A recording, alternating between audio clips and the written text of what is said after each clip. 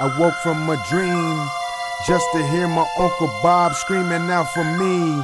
Thought I was in trouble, so I wanted to flee. Many years before I learned to stand on my own 2 feet. Jumped up out my bed, many thoughts running through my head. He continued to scream, he pled, "Mario!" Threw on my pants and ran out my room. Worst day of my life, it wasn't what I assumed. The living room was dark, no one could be found, so I kept running, I'm kitchen bound. I was running, but I couldn't hear a sound. Why is that?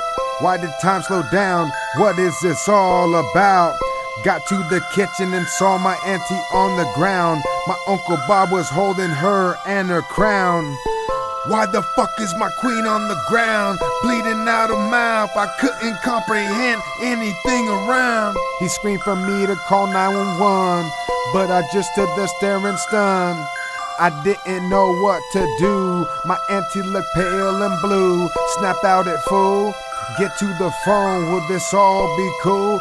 Don't remember the conversation on the phone because my mind was blown. For all I know, I was talking to the dial tone. You seem to lose some of your memory during times like this, at least that's my experience.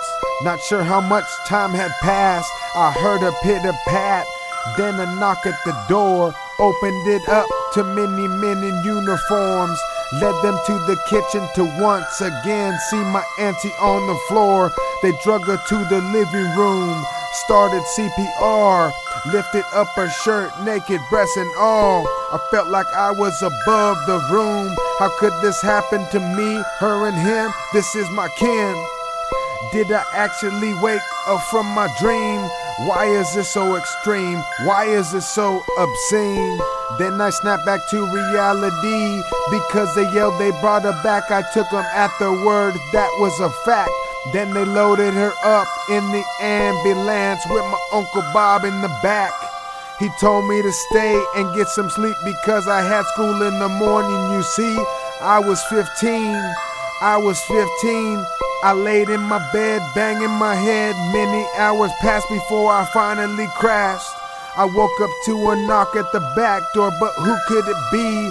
I went to the back door and it was my Auntie Kelly. Opened it up, the first thing she said was, "I'm so sorry." I looked at her and said, "What do you mean?" She said, "Oh my God, you haven't heard?" I said, "What?" She said, "Auntie Joe passed." This wasn't a dream, this wasn't a dream.